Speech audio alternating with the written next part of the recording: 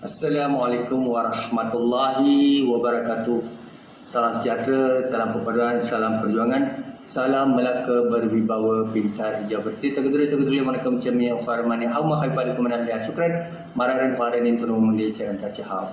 Tuan-tuan dan puan, hari ini kita akan membincangkan berkaitan dengan antara kekuatan dan kelemahan Barisan Nasional maupun UMNO dalam BN atau BN dalam UMNO dan juga Pakatan Harapan, iaitu di kalangan ataupun di antara parti komponen dalam Pakatan Harapan adalah dominan DAP diikuti PKR dan Amanah.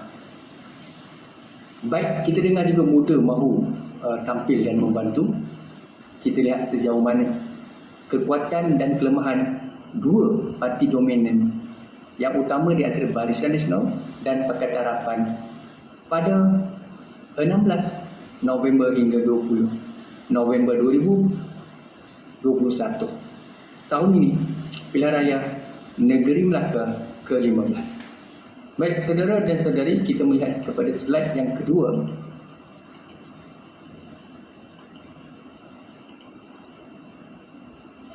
Di sini kekuatan parti sepanjang pilihan raya Negeri Melaka ke-15. Parti mana? Mengikut my observation, penilaian saya sebagai penalisis politik, saya dapati bahawa Pakatan Harapan masih lagi popular, dan masih ada harapan di Negeri Melaka. Tetapi saingan paling sengit akan diberikan oleh UMNO dan Barisan Nasional. Tetapi MCA, MIC lemah. Cumanya logo branding UMNO BN ini masih lagi menjadi trademark. Ya, baik. Seterusnya kita beralih kepada slide yang ketiga.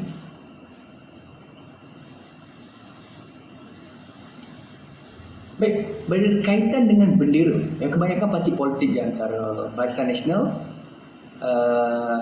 dan juga kita melihat kepada parti Pakatan Harapan, seringkali logo menjadi isu. Kalau kita melihat kepada Pakatan Harapan, logo DAP dia sangat sensitif untuk masyarakat Bumi Putera Melayu. Ya. Namun untuk masyarakat di Melaka ini, kawasan bandar khususnya Aikro, di Bandaraya Melaka, Kota Laksmana, di kawasan-kawasan bandar ini memanglah didominasi oleh pengundi Cina. Maknanya kawasan di urban area memang ada kekuatan parti DAP, Roket ni. Kalau kita letak parti UMNO pula ataupun logo bendera UMNO, dia akan menjadi sensitif kepada masyarakat Cina dan India. India dan Cina sebenarnya dia telah beralih kepada Pakatan Harapan. Maka di sinilah kedua-dua logo ini tidak sesuai bagi pandangan peribadi saya. Melainkan UMNO memang tidak mahu gunakan Barisan Nasional, bendera Barisan Nasional, disebabkan mungkin ada kaitan dengan Perikatan Nasional atau tidak, saya tidak tahu. Tapi gambar Dacin adalah gambar yang memang dikenali daripada turun-temurun daripada zaman merdeka, selepas merdeka. Jadi dalam konteks itu, branding untuk Barisan Nasional Dacin itu masih lagi logik untuk digunakan. Cumanya DAP ini agak tidak sesuai untuk Pakatan Harapan. Pakatan Harapan tidak boleh menggunakan DAP, sangat sensitif. Dengar cakap dia. So yang boleh digunakan adalah logo yang sesuai, iaitu logo PKR. PKR dia sesuai. Baik, kita tengok lagi slide seterusnya. Baik saudara, sumbangan parti lain dalam memberi persaingan sengit atau membantu di antara Pakatan Harapan dan juga kita melihat kepada Barisan Nasional, iaitu nak membantu UMNO dan BN ini. Siapa parti komponen yang paling kuat yang akan memberi undi ataupun membantulah. Begitu juga dalam Pakatan Harapan. Baik, kalau kita melihat di sini sumbangan parti lain, hadirnya muda parti Syed Saddiq ini, sebenarnya masalah di Melaka ini pengundi adalah veteran, masyarakat yang dewasa dan tua berumur. Maka kemungkinan besar yang saya melihat dari segi analisa saya, kebanyakannya akan condong kepada adun-adun yang bertanding yang berusia. Melainkan kita ada pengundi muda. Jadi sadik kenalah ikhtiar di Melaka. Kita tidak tahu senarai yang mana diwartakan yang akan digunakan oleh SPR. Jadi saya yakin dan percaya pengundi muda tidak ramai di negeri Melaka. Jadi peranan sadik ni tidaklah begitu membantu, melainkan sekadar untuk memberi sokongan dan menimbulkan isu dan memberi kesedaran. Tetapi pengundinya nanti dia akan mengundi calon-calon yang telah berusia, sebab kebanyakan yang berusia dekat Melaka ni untuk PH dan juga BN, ya. Jadi di situ saya melihat parti yang paling, parti-parti yang sebenarnya yang paling utama memberi sumbangan adalah Parti Bersatu, kerana kita ada aurah Abah Tan Sri Muhyiddin Yassin. Kemudiannya dari segi PAS, dia tidak ada jaminan, sebab PAS ni memang kita tidak nampak relevan di Melaka. Tapi ada sedikit sumbangan kepada parti kepada Melayu, kesinambungan Melayu, termasuk Bersatu. Cumanya tidak ada asas yang kuat untuk PAS di Melaka. MCA memang langsung tidak menjamin, tiada jaminan. Begitu juga MIC tiada jaminan, ya. Parti ini dah tak relevan sebenarnya. Minta maaf ya, saya bercakap jujur.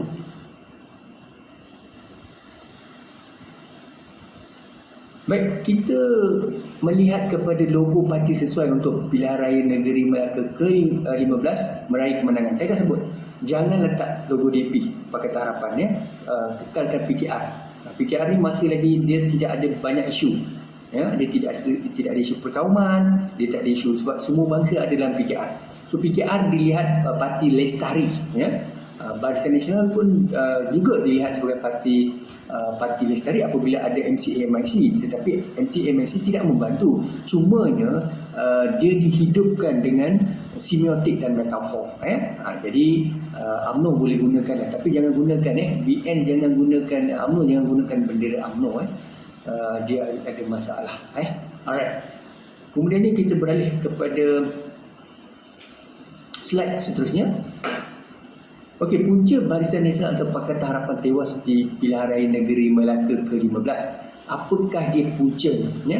Kalau kita melihat untuk Pakatan Harapan dikuasai oleh kaum Cina, betul ya?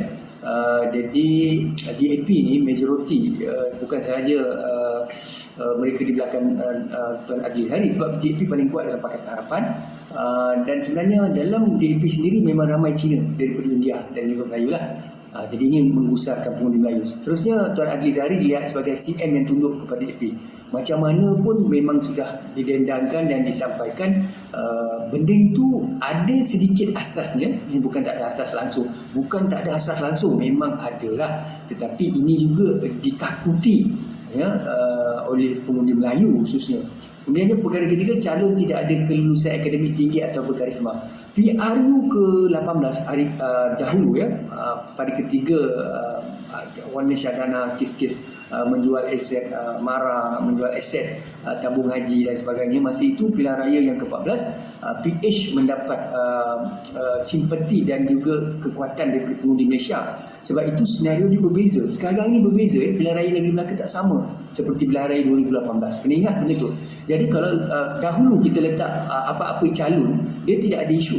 Tapi sekarang kalau kita letak calon, calon umpamanya yang tidak ada kelulusan di bawah diploma ijazah, dia akan ada masalah. Sebab UMNO dia akan letak calon-calon yang ada degree master PhD. Begitu juga mungkin perikatan. Tapi kalau calon DAP masih lagi dengan diploma ke bawah, masalah besar. Ini memberi kesan. Kemudian tidak ada karisma. Apabila tidak ada akademik, tidak ada qualification, dia akan memberi kesan dari segi mindset dia, cara dia berfikir, kematangan, blueprint, idealisme. Ini. Kemudiannya Pakatan Harapan juga akan kalah disebabkan serangan balas 4 adun ditolak oleh PH. PH tak mau terima 4 adun. Jadi 4 adun ni takkan nak bagi kemenangan pada PH. Mereka pun akan rasa kecil hati. Dan kalau mereka berjuang dalam parti-parti yang tidak sehaluan dengan DAP, sudah pastilah YB Idris Harun dan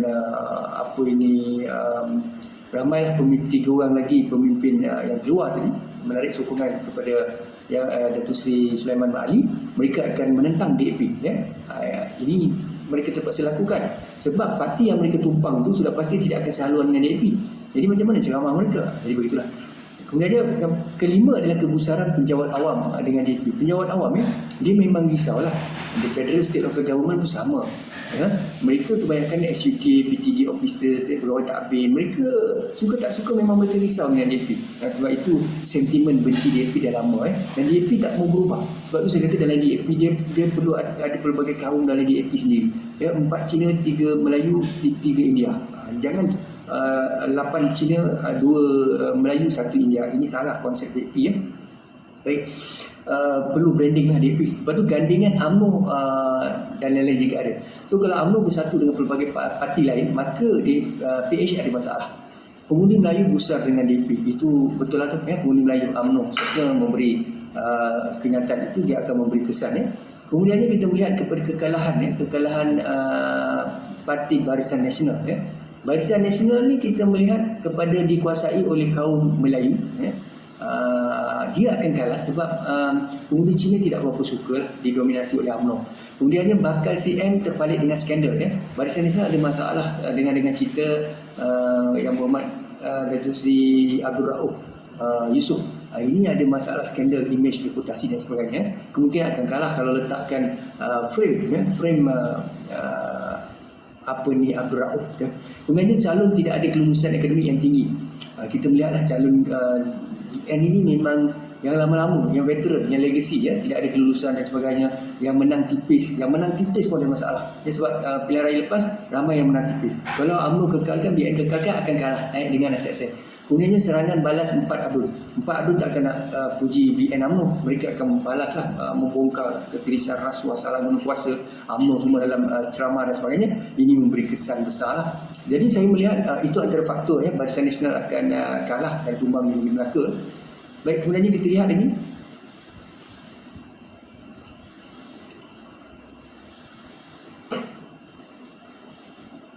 Okey, perkara ni samalah kerusi UMNO dan DAP tergugat. Okey. Kedua parti ni di antara UMNO dan DAP, mereka kilap atau salah ataupun salah pecah berak apabila meletakkan calon tidak ada akademik, karisma, intelektual dan sebagainya. Yang kedua, meletakkan calon majoriti tipis yang pilihan raya sebelum ini. Kalau kita melihat dari segi majoriti mereka tipis, baik dalam PH maupun dalam adun-adun dalam BN UMNO lah. Kemudian dia meletakkan calon pendidikan rendah. Ini saya sebut tadi. Kemudian kita melangkau lagi kepada slide lain.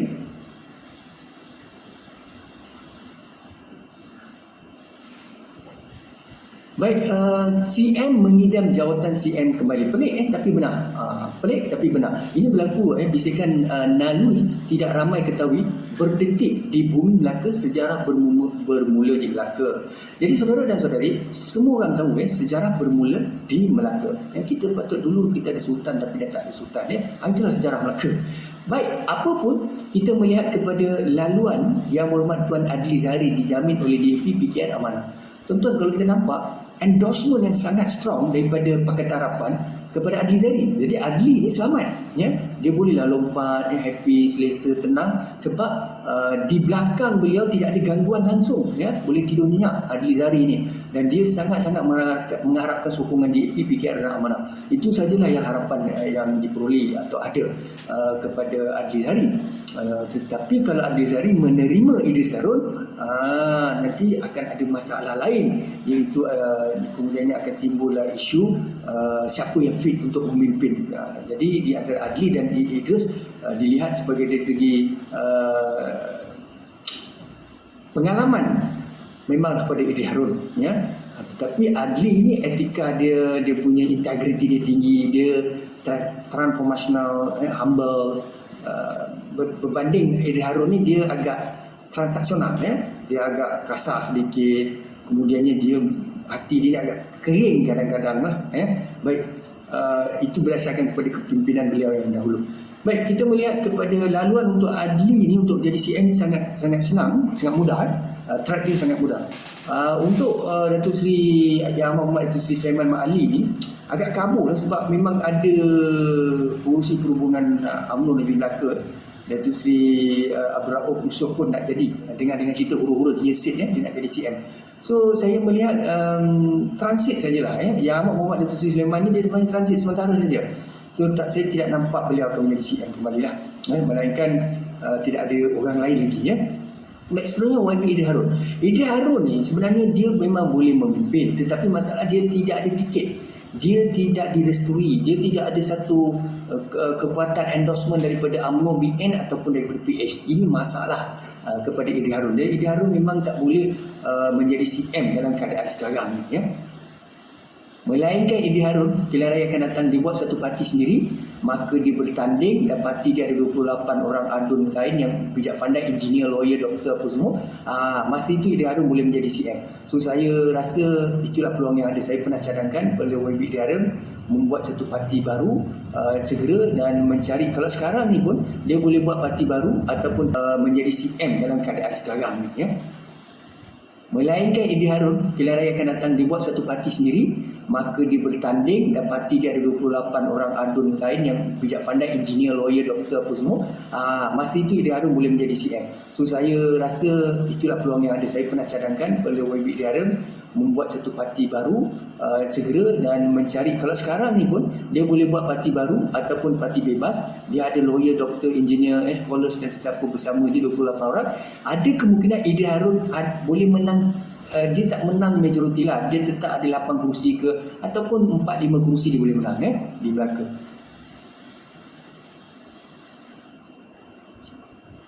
Baik, seterusnya kita melihat kepada slide yang lain, ya. Baik, okey. Slide ini senarai CM dalam penantian. Ini bisikan akal lah, ada dalam viral kan, dalam Facebook, Twitter dan sebagainya, menyatakan Datuk Seri YB, Datuk Seri Abdul Rauf Yusof mengidamkan jawatannya untuk menjadi CM. Kemudiannya Samsul Iskandar, YB Samsul Iskandar pun dikatakan mahu menggantikan Adli Zahari. Ini bisikan-bisikan akal. Orang politik ni kita tak boleh baca lah, dia takkan mengaku dan sebagainya, tapi sebenarnya apa yang ada dalam hati dia saja tahulah, ya. Cuma PKR dia tak boleh jadi ketua menteri sebab dia bergantung pada DAP, sebab DAP paling strong. DAP ni sokong siapa? Dia sokong PKR ke dia sokong Amanah Adli Zahari, ya. Itulah, di situlah kalau YB Samsul Iskandar ni dia ada cita-cita nak jadi CM, dia akan ada masalah. Melainkan PKR menang besar, ya, dia bolehlah menjadi CM. Baik, kita pergi lagi, ya, kita teruskan. Kita melangkaui slide. Baik, calon yang bakal tewas. Ini analisa saya, YB Idris Harun ni, yang Muhammad Datuk Seri Insinyur Idris Harun 50-50, ya. Kalaulah dia duduk dengan mereka ni semua, kalau mereka duduk di bawah tiket Pakatan Harapan, kemungkinan mereka boleh menang, ya. Itu pun menang tipis lah. Boleh menang tapi menang tipis. Kalau mereka duduk dalam BN UMNO pun boleh menang tapi menang tipis, ya. Nak menang majoriti sangat susah, ya, majoriti besar. Baik, Idris Harun ni dalam banyak-banyak pemimpin ni, dalam 4 orang ni, Idris Harun boleh menang atau kalah, ya, boleh menang atau kalah, ya, tapi tipis, sangat tipis kalau calon bebas. Tapi kalau beliau kalau mereka semua, termasuk Idris Harun bertanding calon bebas, 4-4 ni akan kalah. 4-4 ni akan kalah, ya. Itu saya punya penilaian. Sebab tu saya melihat kegusaran. Sebenarnya kita tahu, kita boleh baca kegusaran 4 pemimpin ini sebenarnya menanti, tunggu dan lihat. Harapan dan doa mereka adalah Pakatan Harapan. Ya, kalau ialah dari segi reverse psychology, memanglah masing-masing ada strategi tunggu dan lihat. Banyak parti lain menjemput, memanggil mereka, memberi wang. Tapi parti-parti yang memanggil mereka semua tak kuat. Dia bukan parti trending, parti-parti yang disukai, favorite political party di Melaka, ya. Jadi yang favorite sangat adalah Pakatan dan BN, UMNO lah, ya. Itu saja. Yang paling strong adalah Pakatan. So kalau 4 orang ni, Pakatan tak buka pintu. Sebab tu daripada hari tu saya pernah sarankan Pakatan kena buka pintu pada mereka. Tapi kalau Pakatan tolak saja, habislah 4-4 ni. Ini memang tak ada harapan, ya.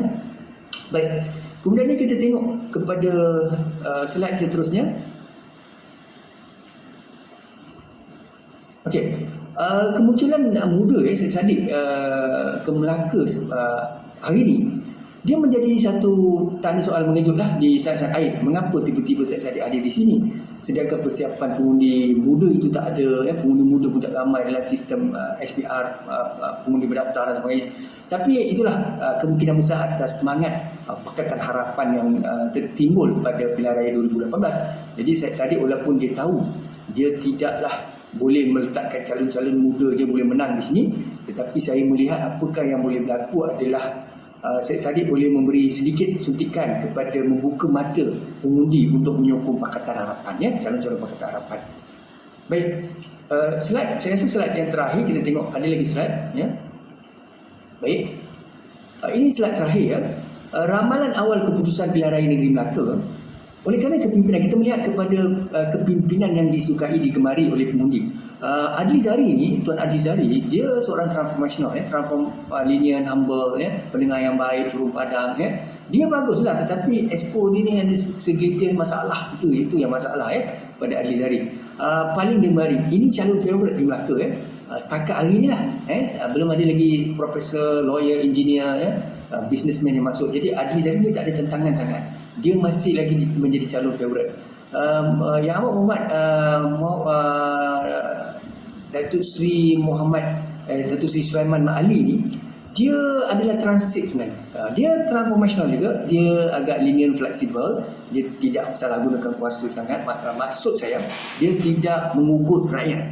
Tapi perkara yang YB Idris Harun timbulkan isu rasuah, salah guna kuasa, two lion in one mountain, benda ni saya belum lagi melihat tangkapan atau pendakwaan SPRM dan PDRM. Jadi susah nak disebutkan perkara ini sebab dalam Malaysia selagi tidak ada prima facie, tidak dihukum, memanglah hearsay tu memang ada, kita tahu, tapi image, reputasi Ketua Menteri yang sedia ada memang terjejas lah dengan Yang Muhammad Abdul Rauf Yusof. Memang image mereka berdua ni dah terjejas, tapi Sulaiman Mat Ali ni dia transformational, dia nampak lembut lah, Rafiq ni, Najimuddin ni, Rafiq ni dia transaksional sebab dia kemelayuan dan dia memang Parti Bersatu daripada dulu, dia lompat dan dia nak berjuang pada Melayu dan sebagainya. So dia transaksional dan dia dilihat pro kepada Melayu.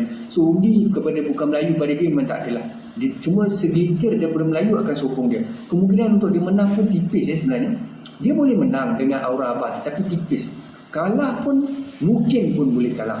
YB Idris Harun dia transaksional lah, dia agak kasar, dia macam sangat tegas, dia ni mudi pun ada, orang yang disuka, orang yang tak suka, dan dia ada satu sikap yang macam dia macam Mahathir lah, I'm the best leader, because dia ada experience, dia knowledgeable. Idris Harun ni dia belajar kat overseas, dia engineer, so dia pun memang bijak lah. Dia ada ilmu, English dia pun okey, in term of communication, conversation dia bagus.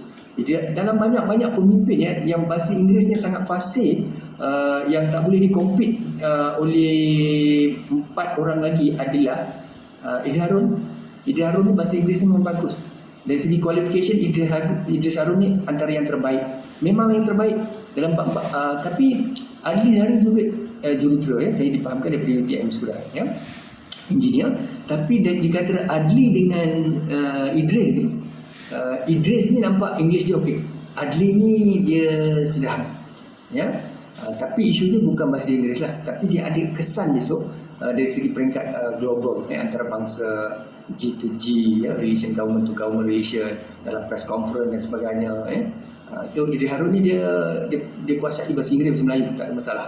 Tamil dan Cina memang tidak ada yang tak tahulah, semua ahli parlimen ni pun tak tahu. Adun ni pun tak tahu, bakal-bakal salah. Baik, kemudiannya kita melihat kepada Abdul Rauf, Abdul Rauf Yusof ni masalah, sebab dia ada skandal dan sebagainya.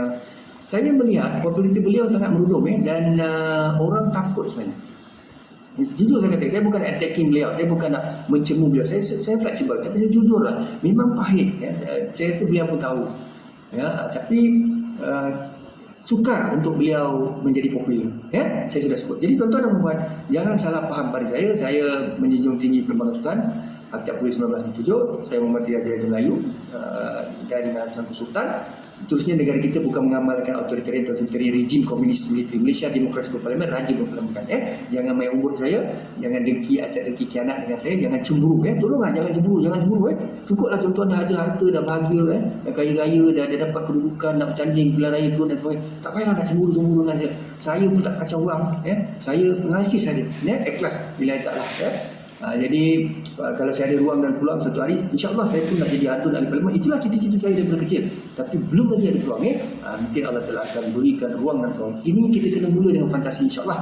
Realitinya Allah Ta'ala akan beri. Kalau saya turun padang, saya akan buat yang terbaik. Tapi belum ada. Tapi apapun setakat hari ini saya sebut ini saja perkongsian saya. Tuan-tuan dan puan, buat yang terbaik untuk Negeri Melaka. Pengundi, jangan lupa Melayu, India, Cina, Sabah, Sarawak, Kelantan, Portugis asli. Kalaupun ada Sabah, Sarawak di Melaka, tolonglah undi calon-calon yang berkarisma. Jangan ambil pemimpin korak di kalangan Pakatan Harapan ataupun Barisan Nasional. Saya tidak adil kalau saya kata Pakatan tak ada isu langsung.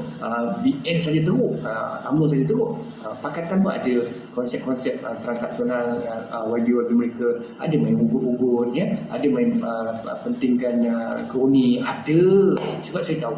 Saya bukan nak buruk Pakatan. Tapi kalau dibandingkan Pakatan dengan Barisan Nasional UMNO, baik lagi lah Pakatan, sebab mereka belum ada rasuah. Tapi dari segi memilih bulu, kroni, Pakatan ni bahaya. Dan kalau dibandingkan dengan UMNO, lagilah bahaya UMNO tu, lagi banyak dia orang punya ni. Tapi Pakatan pun hati kecil. Sebab tu saya selalu mendidik Pakatan dan BN UMNO ni, tolonglah ubah. Jangan besok menang jadi ketua menteri atau kerajaan, jangan ubah-ubah, jangan benci orang ni, orang saya, jangan benci saya, jangan benci profesor, penjara, golongan akademik, entrepreneur yang ahli UMNO ke bukan ahli UMNO, jangan dendam. Tuan-tuan jadi kerajaan, tak kisahlah siapa Pakatan ke BN UMNO, jangan hukum saya dan siapa ahli-ahli UMNO. Sebab kami ni adalah macam saya, analisis. Saya bercakap, saya belum masuk lagi mana-mana parti, belum masuk tu maknanya keahlian ada, tetapi saya belum dipanggil untuk bertanding. Melainkan saya bertanding, tuan-tuan bolehlah memikirkan saya sebagai seorang yang boleh diserang dalam pilihan raya. Tapi dalam keadaan sekarang ini saya pengasis, itu saja. Bila syukran dan terima kasih. Assalamualaikum warahmatullahi wabarakatuh.